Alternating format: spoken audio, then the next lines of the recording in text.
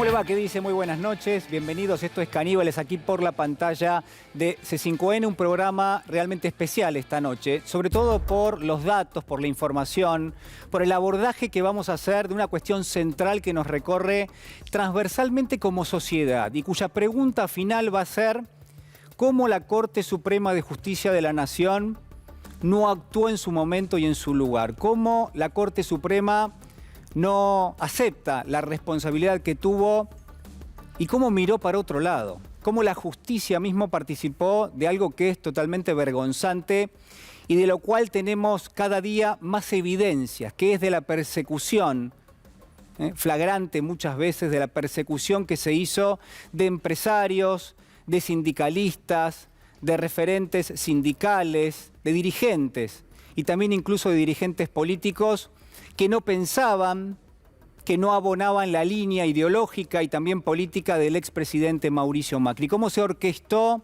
esta gran mesa judicial macrista que día tras día empezamos a tener cada día mayor cantidad de detalles, sobre todo cómo operaba, pero además que tenía, llamémosle, distintas embajadas, por ejemplo, en la provincia de Buenos Aires, por ejemplo, bajo el mandato de María Eugenia Vidal en ese lugar. Y por supuesto con algunos referentes que eran, yo diría, responsables ineludibles, y esto lo va a determinar la justicia, como puede ser el caso del exministro de Trabajo, estoy hablando de Marcelo Villegas. Mire, hoy le voy a contar, y le agradecemos fundamentalmente a la gente del diario Hoy de La Plata, que en las próximas horas va a estar dando todos los detalles, toda la información. Usted lo va a tener en las páginas del diario a partir de las 0 horas, a partir del día de mañana también, de lo que ha sido un cúmulo de información que tiene la justicia y que lleva directamente a la conducción del expresidente Macri como jefe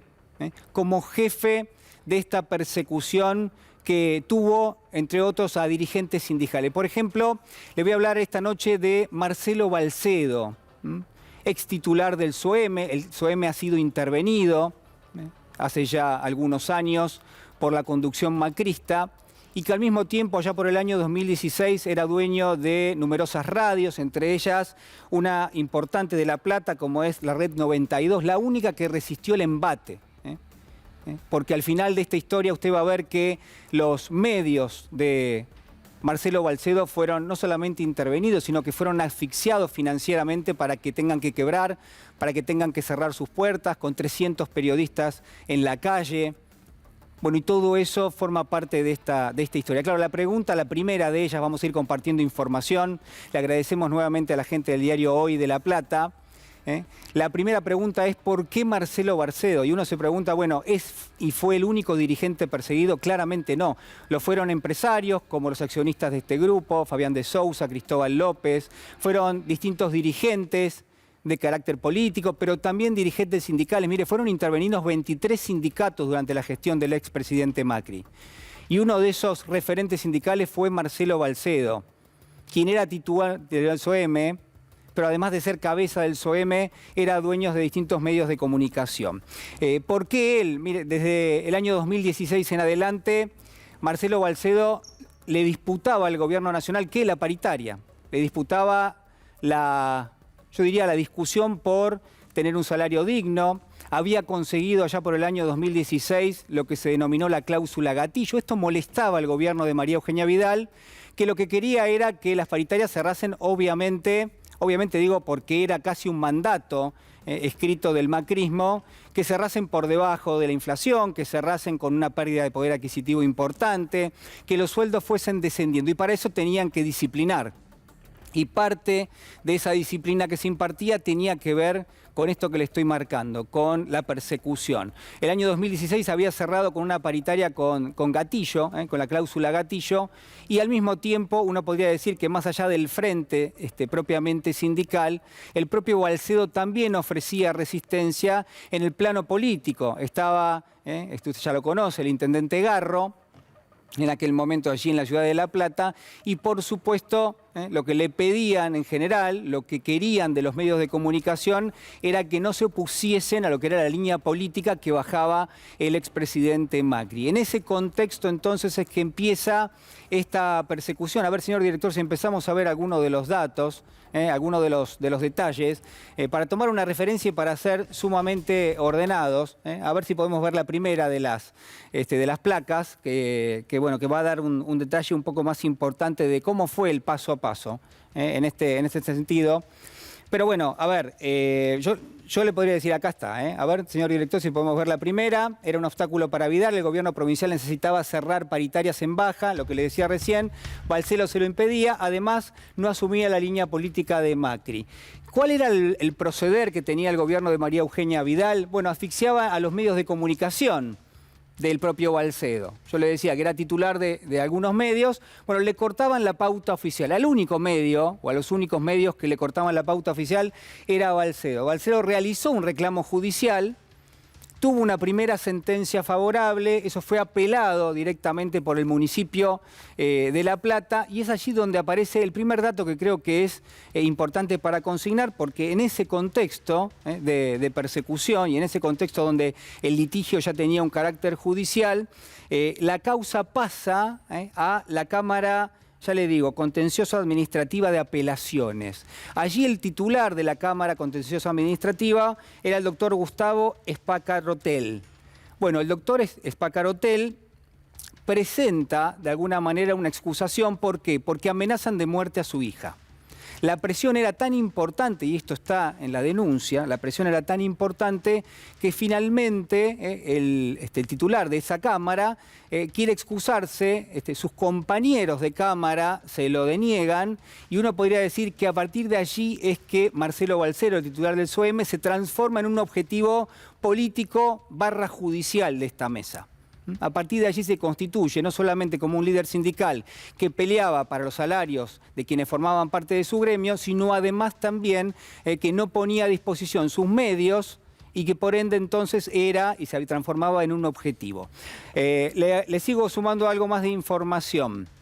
¿Por qué? Bueno, porque en ese contexto aparece algo fundamental, algo que con lo que es la Gestapo macrista, a partir de la reunión en el Banco Provincia, comienza también a quedar más claro, que era que en el medio de la persecución a Juan Pablo Pata Medina, y cuando se estaba instrumentando todo esto, el propio Balcello mantiene una reunión con quien era el ministro de Trabajo de la provincia de Buenos Aires, estoy hablando de Villegas, con el ministro Villegas. En ese contexto es el propio Balcello el que termina denunciando que Villegas mismo le dice que se está llevando adelante una persecución de carácter ilegal prácticamente a Juan Pablo Pata Medina, y le dice que el gobierno está dispuesto a todo, y le cita una frase que el expresidente Macri pronuncia en la Casa Rosada, donde había muchísimos funcionarios, donde había gente de la AFI también, y donde estaba el propio Villegas, que había sido invitado justamente a ese encuentro, donde el expresidente Macri dice: bajo mi mandato,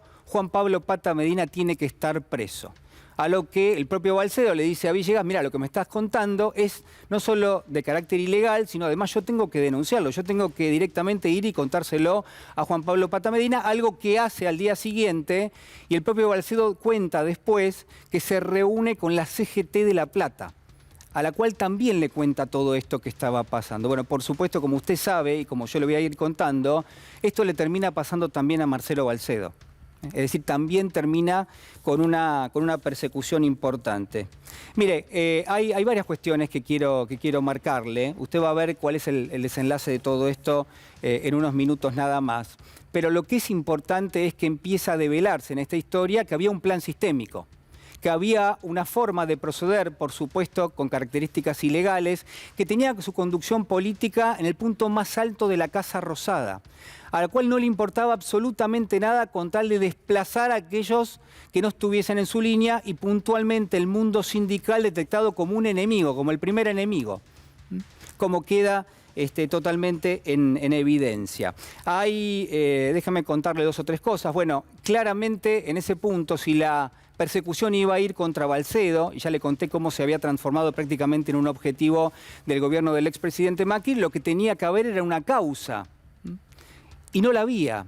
lo único que estaba todavía vigente era una causa donde la AFIP le pedía al sindicato, al SOEM, que presente documentación para corroborar si debían o no pagar el impuesto a las ganancias. ¿Qué pasó? Bueno, que se redirigió el foco de la investigación, una investigación donde, déjeme decirle, la propia AFIP había ya concluido que no había ningún tipo de exigencia legal para proceder en esa causa. Bueno, se redirigió el objeto de la investigación hacia Marcelo Balcedo y a partir de ahí es que se desata la Gestapo macrista, la Gestapo antisindical y que empieza a operar. Hay una reunión en la Casa Rosada, esto también es información que da a conocer el diario Hoy de La Plata y que la va a estar dando a conocer en el día de mañana. Hay una reunión en la Casa Rosada donde se da como objetivo central la persecución política no solo de Juan Pablo Pata Medina, no solo de Marcelo Balcedo, también está mencionado Roberto Baradel.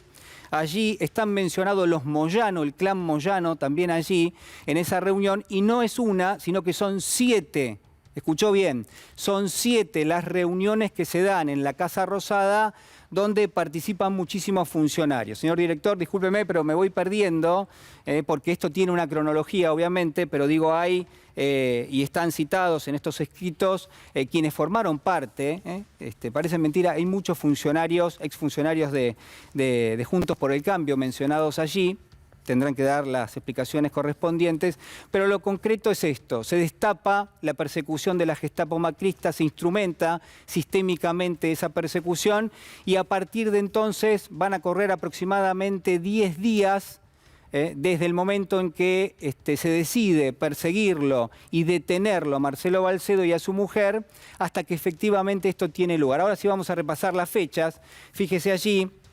Una de las fechas importantes, la de cuándo se pone en marcha el operativo. Fíjese, 20 de diciembre del 2017 el operativo de detención se pone en marcha en la Casa Rosada en un encuentro donde está el expresidente Macri, Darío Nieto, el exministro Villegas, María Eugenia Vidal, Gustavo Ferrari, el exministro, Patricia Burrich, la exministra, y también el exministro Jorge Triaca. Esto, fíjese bien la fecha, 20 de diciembre. Ese mismo 20 de diciembre cuenta la investigación, esto no está en eso que usted está viendo, ahora vamos a volver allí. El mismo 20 de diciembre, y ahora vamos a ver el primer informe de inteligencia que le mostramos en forma exclusiva, ya decantada lo que era prácticamente la persecución, los agentes de inteligencia que formaban parte de la mesa judicial empiezan a tratar de rastrearlo a Marcelo Balcedo. Obviamente sabían dónde estaban, pero tenían que hacer de alguna manera la pantomima de que eso se ponía en marcha.